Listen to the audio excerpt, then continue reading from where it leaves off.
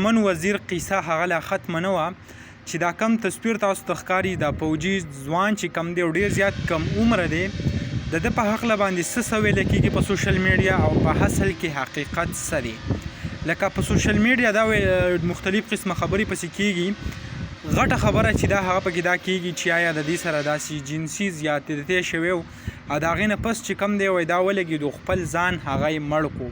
په سوشل میډیا دا ویلی کېږي. بله دا خبره کېږي چې دی خپل ځان سهار کې په کور کې جګړه وکړه او بیا د شپې ځان ته چې کم دی هغه پړی څه واچوو په هغه طریقې سره یې ځان مړ کړو.